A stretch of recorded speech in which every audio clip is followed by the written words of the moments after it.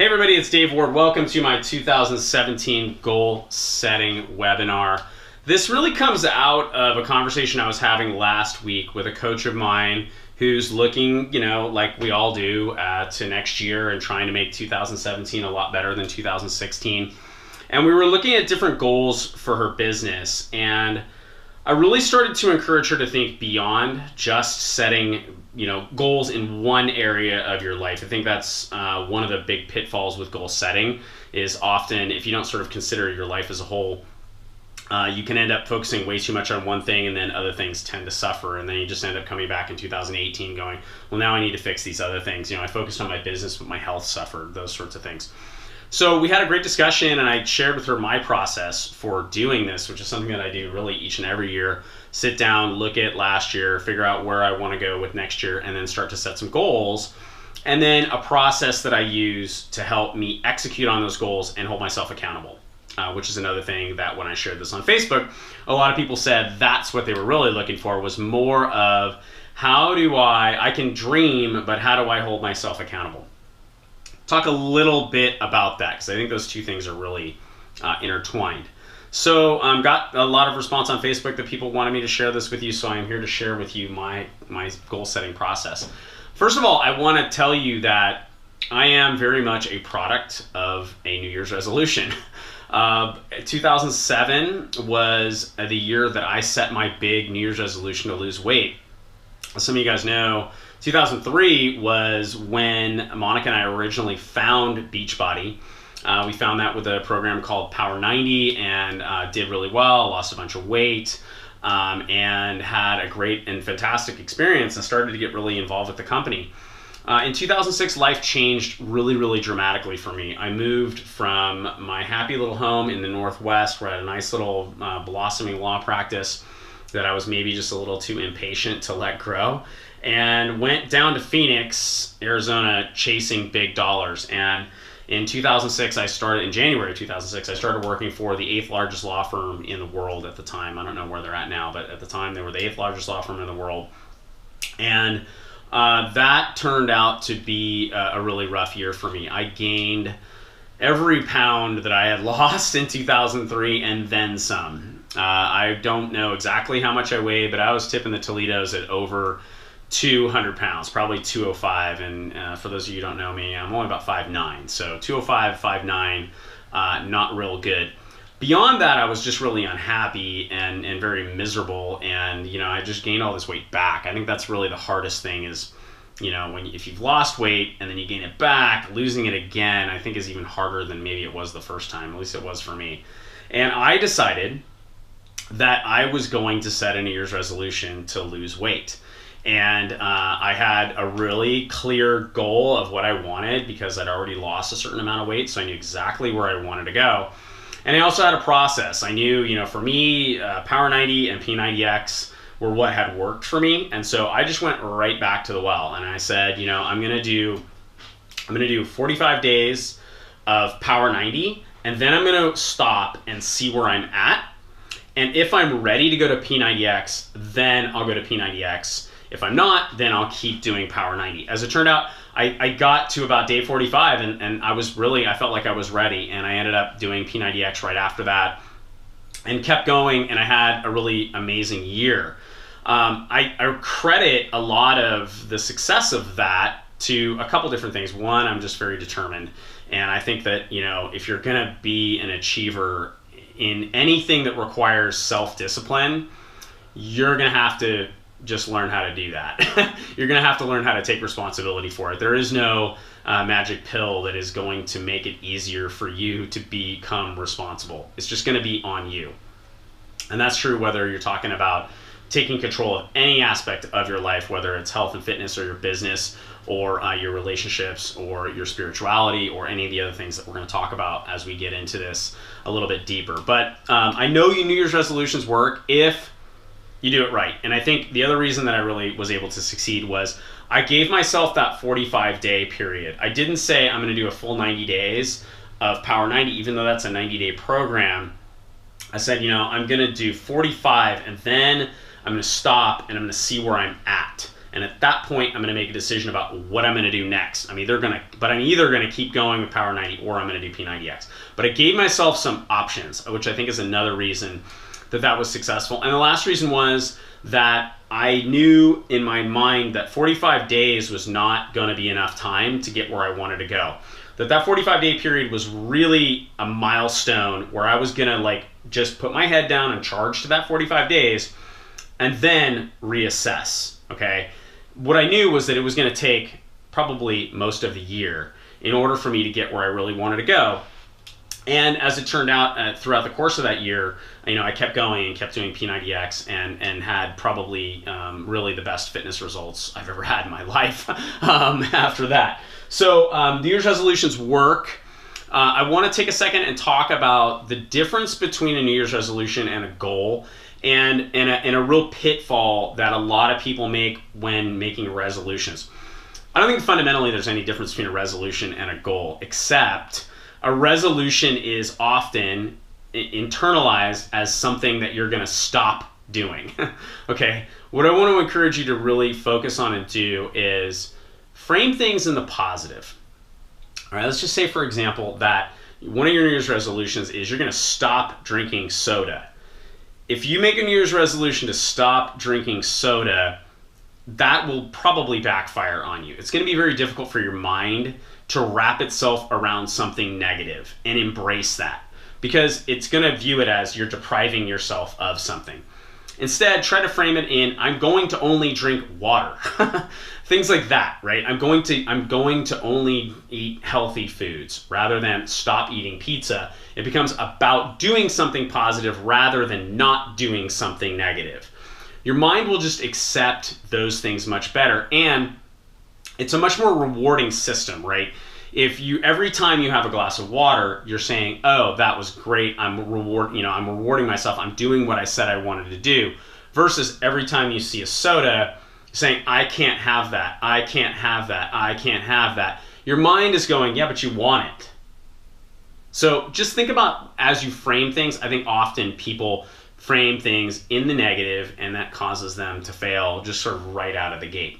So let's talk about SMART goals.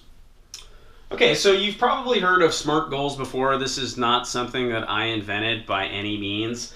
SMART goals stands for specific, measurable, achievable, realistic, time-based.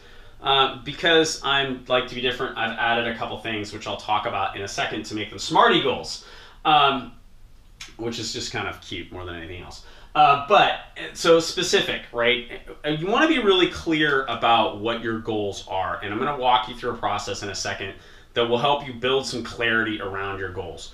But I think if you just set a very broad goal to lose weight, I think that's going to be a problem. I knew exactly how much weight I had gained, and I wanted to get back to where I wanted to get back to. Measurable. So measurable is something you need to have some time check-ins. You need to have, some ability. This helps with accountability too. Is, like I had with day 45. Day 45 was a point where I was going to just hit the pause button and see where I was at. That's the type of thing you want to build in when you're building your goals, is make sure that you can measure them. If your goal is something really vague, like be a better person, when you get to measuring it, are you? I don't know. I don't know how you measure that. But if your goal is to, say hello to one new person or do something nice for someone every single day, when you get to measurable, you've got an idea of what it is you want to do. Achievable. This is another thing, another mistake that a lot of people make. They set crazy goals. They'll start out 2017 and they're not goal setting. They're not even setting resolutions. They're just dreaming, and it's just a wish list. I want to buy a Lamborghini. Okay, well, is that achievable for you? I don't know. If you're already making $500,000-$600,000 a year and you want to go pay cash for a Lambo, sure, maybe that's achievable for you. Most people are not doing that. Is it achievable for you to lose 200 pounds in a single year? Maybe. I know of people who have done that, but is that an achievable mark for you? That's the thing you have to ask yourself. Realistic. Again, realistic is kind of tied into achievable. I think we're saying the same thing twice when it comes to SMART goals. And time-based. Time-based for me, I think of my goals, when I set goals, I do them quarter over quarter. So that's how I measure, right? I'm looking every quarter. I want to know, I take time every single quarter and I look at what my goals were and how'd I do, right? Okay, quarter one, how did we do? And I understand the dynamics behind my business, that the first and second quarters are the strongest times in my business, right? And the third quarter and the fourth quarter, third quarter in particular, tends to be the weakest time in my business. So what do I do? Well, I know that. So I know I need to really hustle in the first 2 quarters of the year. So I can go and I can look quarter over quarter and see how I'm doing. And that's how I check in and that's how I measure them. Let me talk about the last 2. This one seems obvious, but important. One of the things I see, and the number one reason I think people don't achieve their New Year's resolutions, is they sort of look at stuff that's just bullshit. And they're not things that they really, really want. And so then what happens is you set into motion a pattern of failure that is like the snowball rolling downhill. Pretty soon you don't think you can accomplish anything. The thing is, when you set your goals, and this I think the process I'm about to share with you, I think is what really changed the metric for you to get you to focus on what's important. If your goals are important to you, here's what I know. Okay, this is just a universal truth that I know after years and years and years of my own experience and helping other people achieve goals. Important things get done, unimportant things do not. If your goals are not more important than Game of Thrones or fantasy football or a softball game or pick a distraction. If your goals are not more important to you than that stuff, you're wasting your time in doing this. Don't even bother setting them. Set some goals around winning your fantasy football league because that's what's important to you. Your goals have got to be important to you or they're just not going to get done. They will constantly take a back seat to other things. And this is what I see is people set goals and things that are really not important to them. A lot of times we do this because we see things on TV. You know, we're constantly being bombarded by media that tells us this is what your life should look like. You should own a fancy car. You should buy a big house. You should do this. You should do that. Is that important to you? I know for me, when I was driving around in a Mercedes that I felt was really, really important, once I started driving around in that Mercedes, it didn't make me as happy as I thought it was going to make me. And all of a sudden, I felt like a real schmuck. Now, I don't know if that's your experience or not. What I can tell you, though, is if your goals are not important to you, you're just not going to get there. Sounds like a no-brainer, but I'm telling you, I see people over and over and over again setting New Year's resolutions that are based on somebody else's vision of who they should be as a person. That's a huge mistake. Make sure your goals are important. The last one, extend it.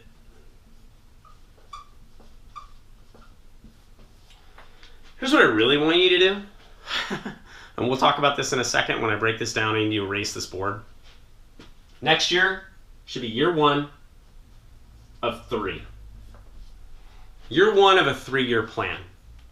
If your goals are important to you and they're big goals, you want to accomplish something big in your life. Maybe you want to, I'll just give you an example from my own life. There was a time when providing for my children, well, now there's not a time when providing for my children isn't important, but there was a time when the number one thing I wanted to do was fund college. I wanted to fund my kids' college, and it was a major mission for me. It was a goal that I set at the beginning of the year, and I realized after going through this process, I couldn't do it in a year. I wasn't making enough money that I was going to be able to stash away enough cash to pay for college in a single year. So I made it a 3-year plan. A 3-year plan. But that year, I actually saved the bulk of it in that first year. It didn't take me 3 years. It took me more like 2.5, 2.25, something like that. Because I did most of it in the first year because it was so important to me and it was part of a bigger plan that I had going on. All right, so let me erase this, come back in a second, I'll show you how I go through and I figure out what's important. All right, so now you understand kind of the basics of goal setting and what that all looks like.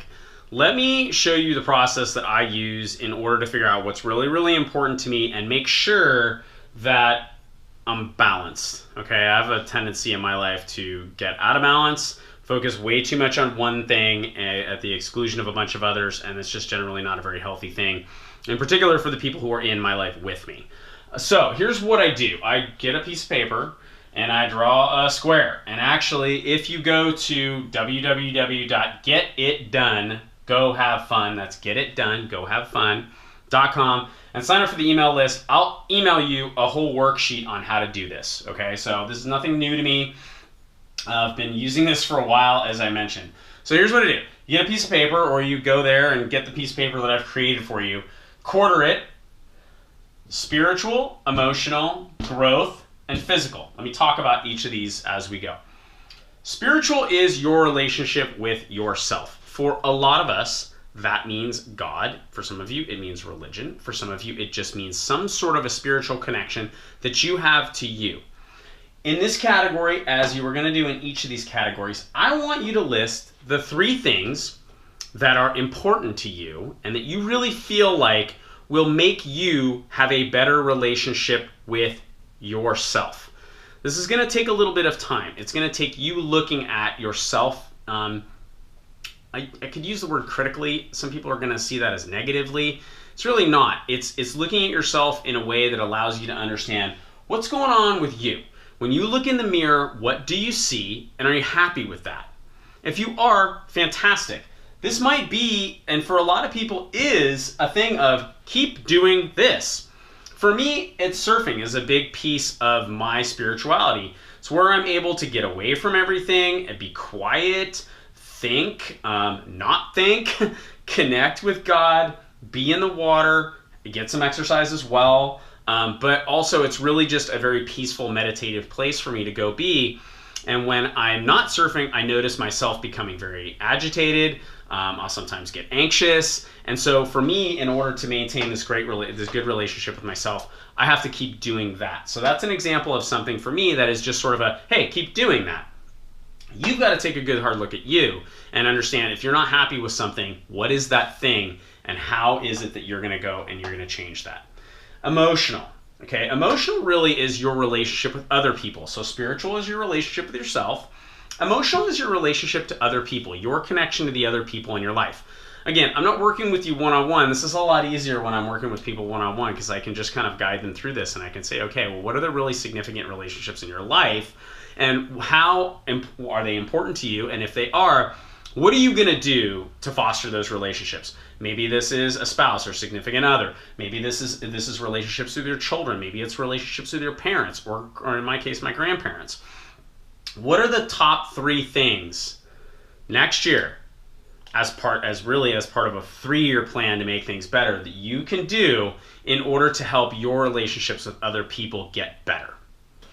Number 3, growth. Growth is really kind of a broad category, and I think it's good to have this kind of catch-all category here where you get to think a little bit. Growth is, I like to think of it as mental, it's wealth, it's travel, it's learning new skills. If I wanted to learn a language, for example, this is where I would put a goal like that, like learning a language, or if I wanted to learn, I don't know, how to build a website or something like that, some new skill, this is where I would put that. Right, so what are the top 3 things that you want to do next year related to that? Right now, I have a lot of financial goals that I'm setting for myself to save money. I'm not very good at that, so I have to discipline myself. This is where those money-saving goals come in for me. And, for me, that's always, I mentioned earlier that, college savings was a big thing for me. What I learned when I did that was how good that feels to go through. And when we get to that measurable bit and it's quarter over quarter and I'm looking at the statements and I know that I'm hitting my goals here, it's a very freeing feeling. I think, financially just taking care of yourself is something that not a lot of us spend a whole lot of time thinking about because it's a real pain in the ass. I know. I'm not telling you that I'm some expert in this area. This is actually a place that I struggle probably more than the other ones.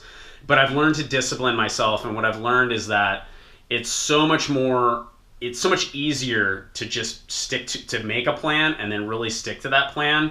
And the feeling when you start to look at the results of that it's a very freeing feeling. I know I just always sort of breathe easier. And if you're somebody like me who tends to overthink things a lot and you get very stressed out, dealing with something like that might be the thing that unlocks a lot of doors for you. I know for me, it's one of those things that it kept me up at night when I would think about it. And so I would try not to think about it.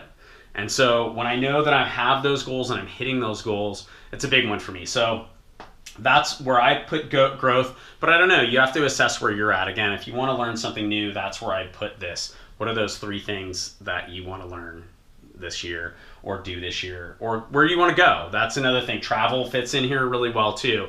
So if there's trips, like for me, there's a trip I'm planning for next year, and it's going to be in here as I do my goals for the upcoming year. Last one, physical, pretty clear. This is about taking care of yourself. You have to, again, do a self-assessment and figure out where you're at and what do you want to do next year. Some people come in this category and they set goals like doing a marathon or a triathlon or something like that. I know in the past I've done that, certainly. There have been years where that has been a big thing for me. But it's really going to be up to you. What do you want to accomplish? You know, I told you the story of 2007 when I set some really clear weight loss goals for myself and I put together a plan. That was by far, as I prioritize these, which I'll show you how to do in just a second, the most important one. So just take a second, just maybe even just pause this video and do this exact thing. And it's just a simple 1, 2, 3 in each category. Just list the top 3 in each category. What are your top 3 priorities in each category? Really what we're doing here is we're getting to the I in the Smarty Goals thing, which is important. And this will help you identify these 4 areas of your life, what is really important to you. If you do this properly, you'll have 12 things as we come out of this. And so then I'll take you on to the next step with what to do with your 12 things. All right, we're on to step 3, where the rubber meets the road. This is really the hard part. If you did this like I do it, I told you to have 3 in each. You probably put 4 or 5 because you're really sort of thinking, well, I don't know. I do want to learn Spanish, but I also want to travel to Czechoslovakia or whatever, right? I know I need to build a relationship with my brother, but I also want to build a relationship with my, whatever, cousin or something, right? We tend to think about these things, and it's hard to just pick 3. Here's what I want you to do. In these, out of these 12 things, hopefully you have 12, you probably have a little bit more, right? And that's totally natural. I want to know what your top 3 are. What are the top 3 priorities out of all of this stuff that you just listed on this piece of paper? What are the top 3? And then that is your Q1. Those are your quarterly 1 goals. Now, so if you have goals about your relationship with yourself, right, you may not be able to achieve them in quarter 1. If you have a goal, for example, to build a college fund for your children, or maybe you only have 1, and you can't get that done in quarter 1, right? What can you get done in the first quarter of 2017 that moves you closer to your ultimate goal, which might be a 3-year goal? Like, again, when I wanted to find a college fund, I was like, okay, this is going to take several years to do because I don't have that much money to pack away. What can I do in the first quarter? Why? Here's why. It's momentum. Momentum is one of the most powerful forces that we have when it comes to achieving these things. This is what people don't get. The measurable aspect of the SMART goals is one of the most brilliant things that was ever created, because what it does for you is exactly what I was talking about when it comes to growth and my savings. When I look at the statements, I know that I'm accomplishing my goal. Is it a 5-year goal? Sure, it's a 5-year goal. And that's okay. I can't get there tomorrow. But when I go to the end of quarter 1 and I go, okay, my goal was X, and I actually maybe surpassed that a little bit, that sets everything in motion, everything in momentum. Same thing with physical. If you have physical goals, what can you do in the first 3 months of 2017 to move towards your ultimate physical goal? And your physical goal may just be to feel good about yourself, which is fine. You've got to figure out where you're at and how these two jive together. Believe me, there's a big connection between these two. What are you going to do in the first quarter? Pick the top 3 out of this entire list. That's your to-do list for the first quarter. This is very true. My friend Jimmy Nelson was talking about this just the other day. And Jimmy was talking about how he was setting goals for 2015. He was setting goals for 2015. And the person that he was working with, his mentor, Shalene Johnson, told him, you know, these goals are kind of chicken shit because you're setting goals for the whole year that you can get done in the first quarter.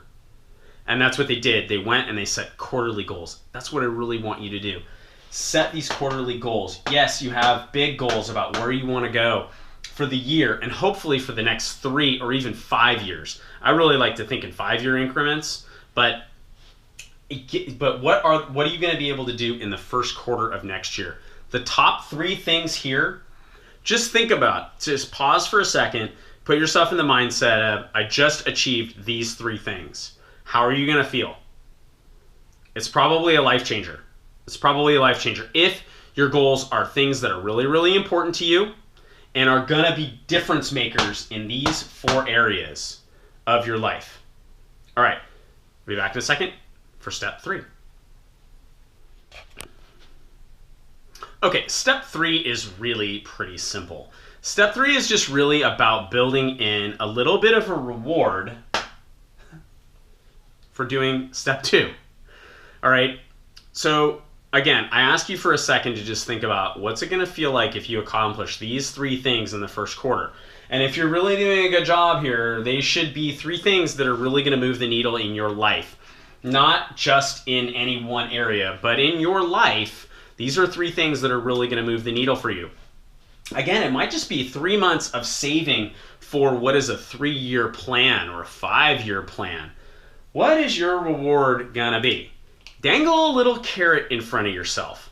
This is another mental thing. I talked about, earlier in this video, I talked about how a lot of people set resolutions that are negative resolutions. I'm not going to do this anymore, or I'm not going to have that anymore. And flipping that over to the positive and making, I'm going to do this, or I'm going to do that. Give yourself a little carrot out here at the end of this thing. I don't know what that's going to look like for you. It's going to depend kind of on what your goals are and where you're focused on. It might be a cheat day. It might be a spa day. It might be a trip somewhere. That's what it really will be for me. Is I'm setting up a deal where if I can accomplish my top 3 goals in the first quarter, I'm going to reward myself with a little vacation.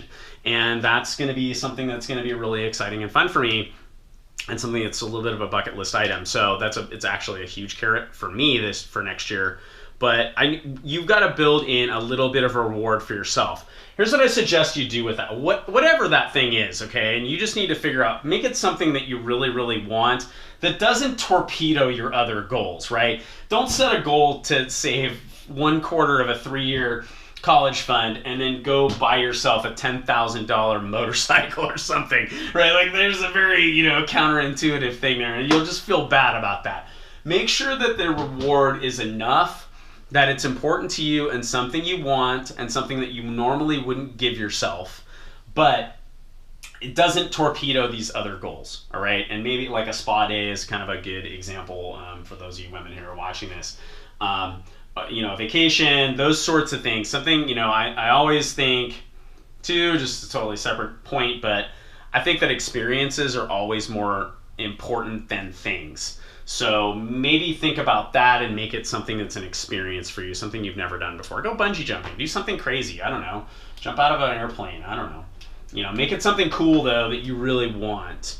And if you can do that, I hope for what you see here is that I'm getting you to think in terms of, year 1 of a 3-year plan, right? But what I really want you focused on is quarter 1 of 2017. What are you going to do in the first 3 months?